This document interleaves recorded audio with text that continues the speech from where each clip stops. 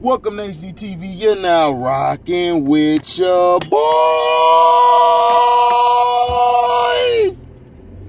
Had to hit that note on you knuckles. Had to hit the opera on you knuckles. What's going on? Man, was that a good game last night, man. These are the two best games of the playoffs. You have the Utah Jazz against the Memphis Grizzlies, who I picked the Memphis Grizzlies to really give trouble and be my dark horse pick, but the way it's looking, it might be that way. But we'll get to that in a minute. Shout out to them New York Knicks. New York in the building. I know all my New York guys, King Jaffe, LB so wavy, LB so wavy. And then you got Valentine Outlaw coming. The Outlaw. You got the Outlaw. You know, if I miss somebody else, my bad. My boy Neil up there in Buffalo. Griselda. Now, basically, the fans it basically felt like an old school game. When the Hawks and Knicks played, the crowd was booing Trae Young every time he had the ball. They did the same thing to Reggie Miller back in the 90s.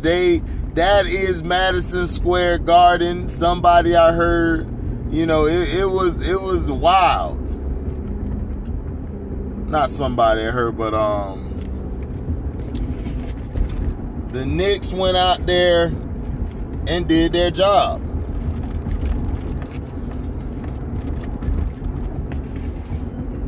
However,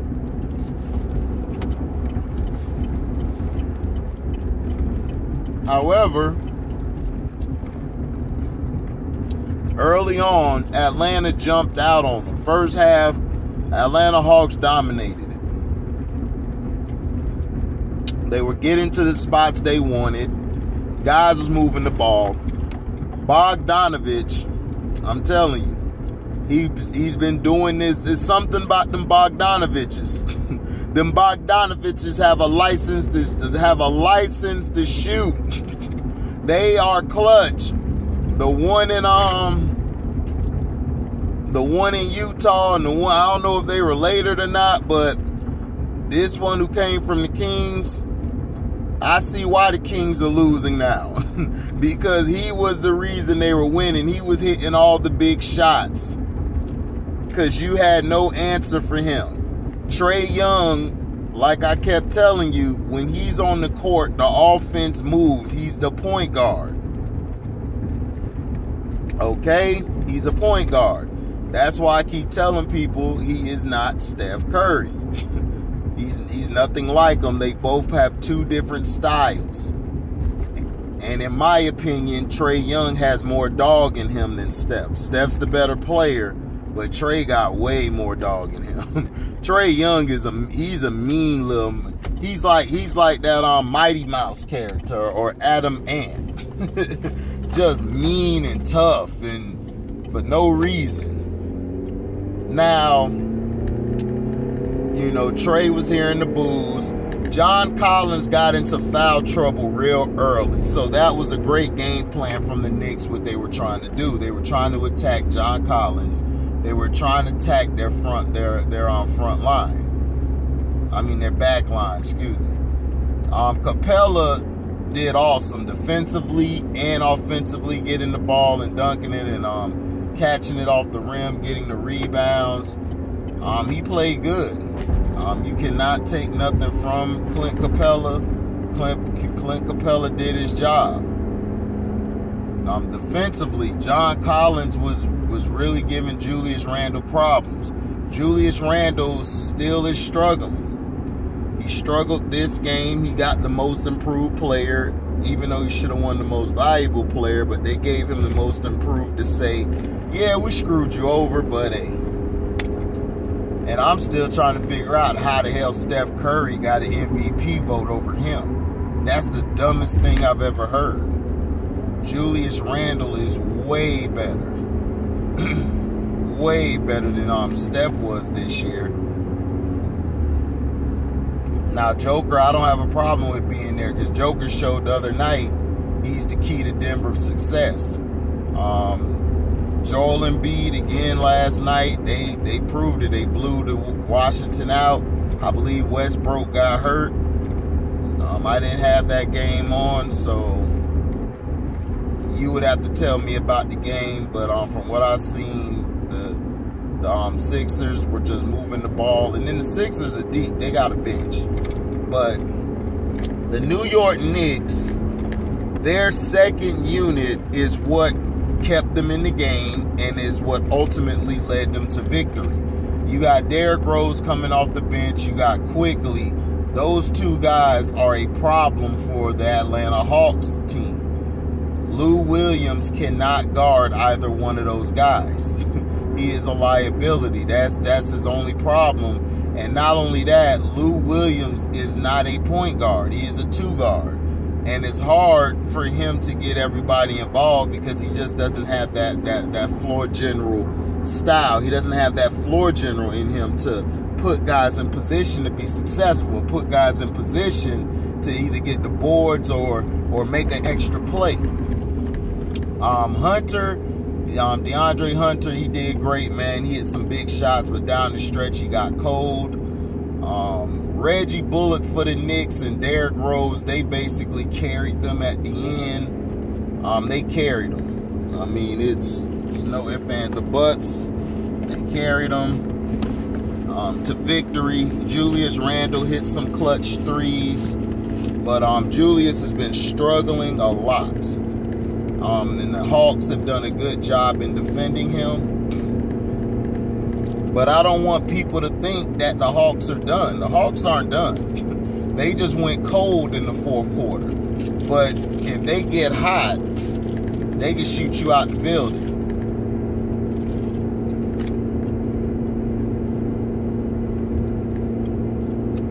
Trae Young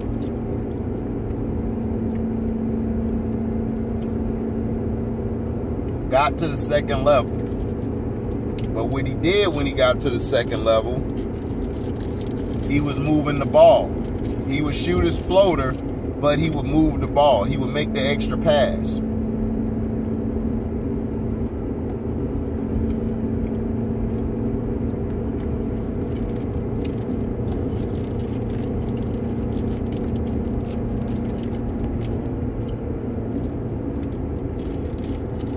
Something that we don't see a lot from young guards like himself. You can tell Nate McMillan's style is different from Lloyd Pierce's style. Now, down the stretch, I think John Collins fouled out, or he was sat down. But they need John Collins in this series. He can't get in foul trouble like he's been doing. He can't do it.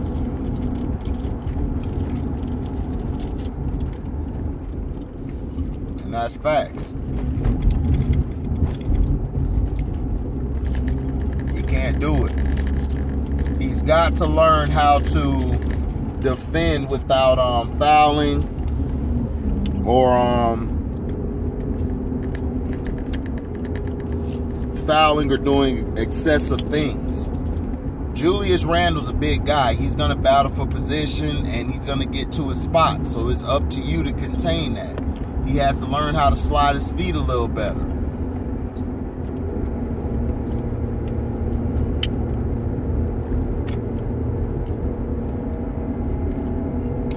If he learns how to slide his feet, he'll be gravy. Now, the Hawks and everything, defensively, they broke down at the end. They have got to stay stout on defense. You can't lose yourself. And that lineup they have out there, where it's Hunter, Herter, Bogdanovich, Trae Young, and Capella, I do not like that lineup. That lineup is going to get ate up every time. What they should have done was they should have tried to put somebody else out there. But I guess Nate wanted to go a little small so he could have the advantage, where Hunter would be a problem on the defensive end. But Hunter had a lot of good looks at the end. He just kept missing. Now, the New York Knicks, Tibbs started Derrick Rose in the second half. And see, Tibbs plays Elfrid Payton early for defensive purposes. Then he brings Derrick Rose in and Rose takes over. Emmanuel Quickly's good, but the guy who's been shining is Alec Burks. Alec Burks, I remember him, he used to play in Utah before those injuries were hitting him. If he would have never got hurt back then, Alec Burks would have been a tough player, one of the good players out there. And he's playing good. He's coming off the bench doing what he's supposed to do. Reggie Bullock, Nerlens Noel is doing his job. But they do miss it. If the Knicks had Mitchell Robinson, they would have been up 2-0. It's because it's just Nerlens Noel. Even though he's tall, he's not real big. So Capella is kind of stocky, so he can box out a little better. He can get position, all of that stuff.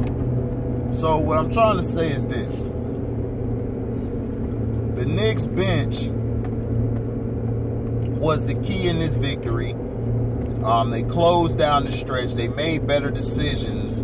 And they weren't just settling for threes. That's the thing I love about both of these teams. Well, the Hawks, they shot the three a little too much, but they got to cut that down. But the Knicks was going to the hole. The Knicks was putting pressure on them offensively, and then defensively, they was just locking them down, like, for the whole damn game. Now, I give this game an A+. It was entertaining. It was watchable. It was a breath of fresh air. This is why I can't turn the game off yet. This game has been great. And people got to understand why I get on the NBA is because they need to start promoting this talent. You should be promoting this series as one of the marquee matchups because this is a good game. But see, the NBA is so stupid, they don't know how to market because they don't know basketball. So, next is the Grizzlies and the Utah Jazz. I told you, Donnie. I told you. You didn't want to listen.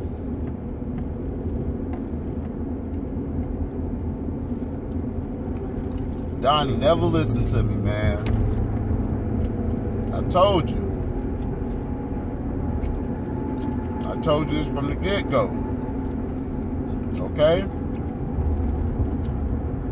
Donovan Mitchell cannot be punked. Now, he's still a little gimpy. You know, he's still a little gimpy, but his impact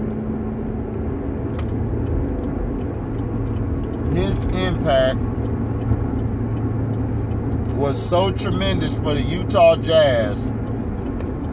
It was like, wow, it is night and day. Now,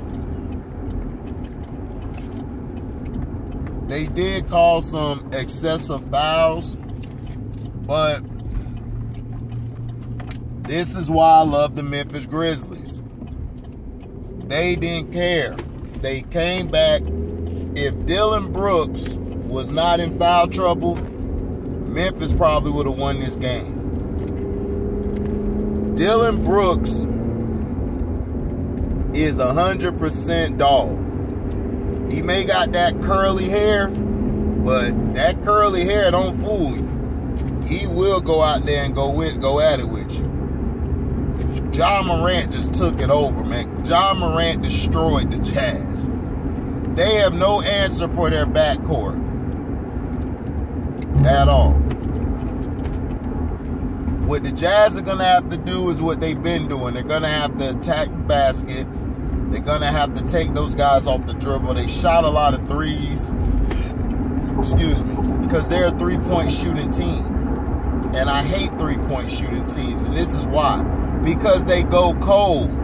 They went cold. They were up by 20-something and they went cold. So what the Grizzlies do, they just kept going inside. What I've been preaching to everybody. Go inside. You don't have to shoot the three. But no. They want to shoot the damn three. So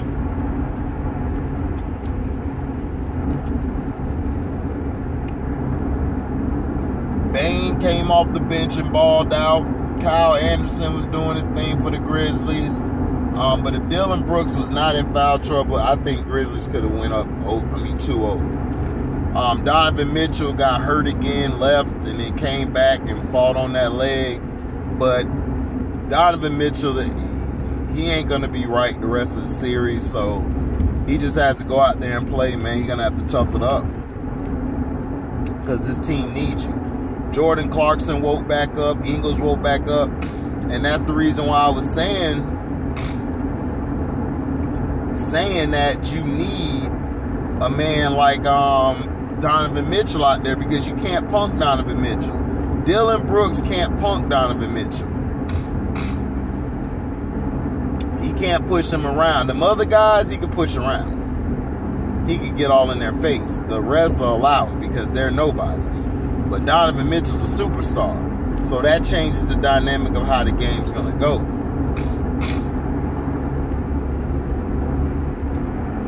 Now, the Grizzlies, I believe, did take the lead for a little bit, and then the Jazz just got it right back from all their three-point shooting. But to me, defensively is where the Jazz, the Jazz and Memphis defensively, they're both not good at all. They're both not good.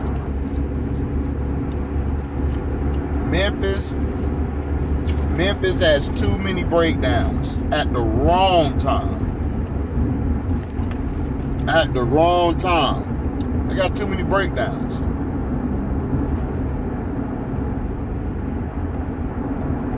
Too many. The Jazz, too many damn threes. These guys shoot the threes so goddamn much, it's like, dog. When the Jazz go inside or when Bogdanovich goes to the post and post you up and shoot the fadeaway, they are great at that. Rudy Gobert, he played a big part in the middle. He was boxing out. He was getting the rebounds. He was doing his job.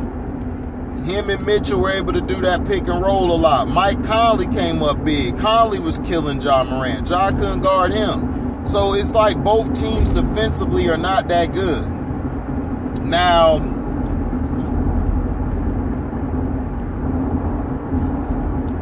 these two teams to me match up well against a team like Dallas. They do. They match up great with a team like Dallas. Both teams do. Dallas is going to have trouble going against them. And everybody's saying like, man, you saying Dallas and everything. Yeah, I am. Dallas is going to have a hard time. To me, the Clippers match up well against these two teams. These two teams are who the Clippers really can get at. But they have to go after them. They got to get past the Mavs. The Mavs are going to lose in the second round. But if it's the Clippers will go to the third round. Because they match up with these guys. Zubac and them could contain Rudy Gobert and Valanciunas on the other team. But this game here, man, was, I say, a B+. To me, it was too many foul calls early on. But I knew it would be. But I understood the ones with Mitchell. But everybody was getting these ticky-tack foul calls. They was putting the Grizzlies in foul trouble. I was like, oh, man, this is looking bad. And then Ja Morant was there. Ja Morant brought them guys all the way back along with Baines.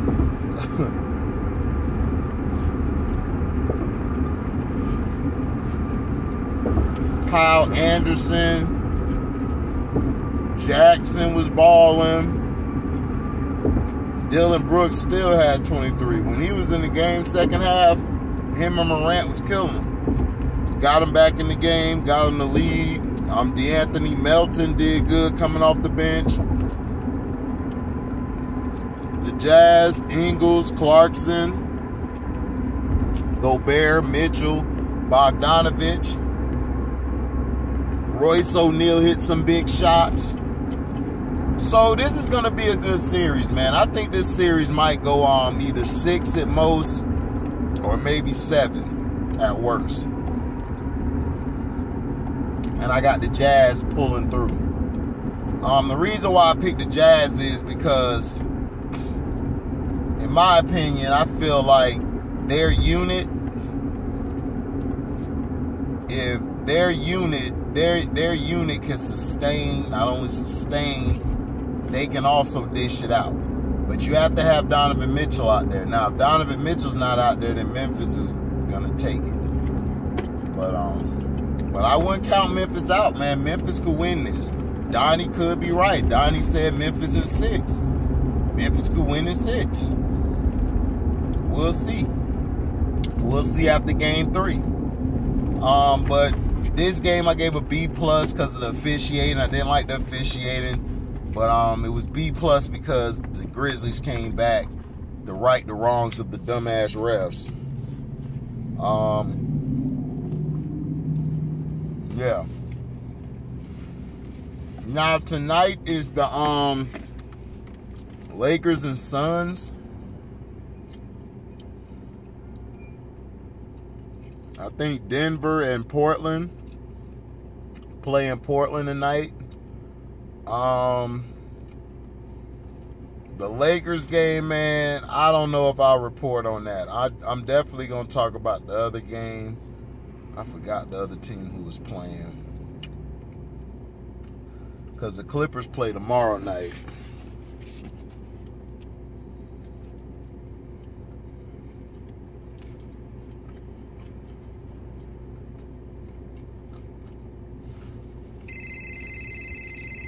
So, you know.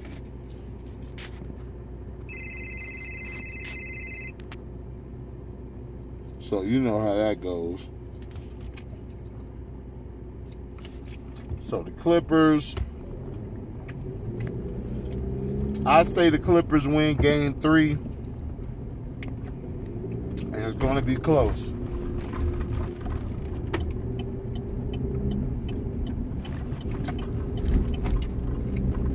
The Lakers and Suns. The Lakers are going to win convincingly. And then you're going to have all the media writers on their stick tomorrow. The Lakers are unstoppable, yeah! Sorry, bastards. I swear the Lakers are overrated. And LeBrownies has been knocked down the top 90, dog. I had to. He might not even be a top 100, dog. This guy's terrible. He played football. He played running back. He ran everybody over the other night. He made some shots. That's cool and all, but damn. You at least could have gave some guys, you know. You at least could have, when the refs called the fouls, they could have made it convincing, like, but they just don't care no more. They're just like, whatever. They cheating right in front of your eyes, and people are still like, yeah, the Lakers are great, yeah. I'm like, they're cheating right in front of your eyes. You don't see this bullshit? It's crazy. But I got Nuggets and Portland. I say Portland win tonight's game. I say Portland wins tonight's game. I think they'll sneak one. I think Portland will sneak one. you know. So I got Portland, I got the Lakers, and I got tonight.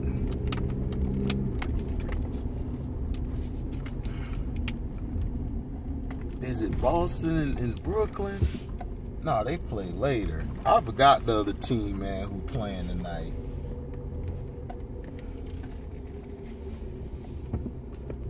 Oh, the Bucks and the Heat.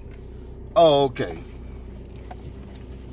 I'ma say I'll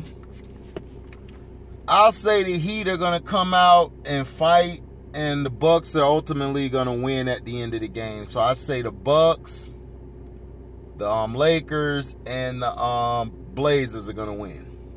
So let me know in the comment section what you think. Thank you for listening. Like, comment, subscribe, share this. Hit the notification bell to select all to receive upcoming notifications. Excuse me. And if you like what you hear, you can donate to the page by Cash Apping me at the word welcome, the number 2, and then HDIITV. Thank you for listening, and we're out. Deezy!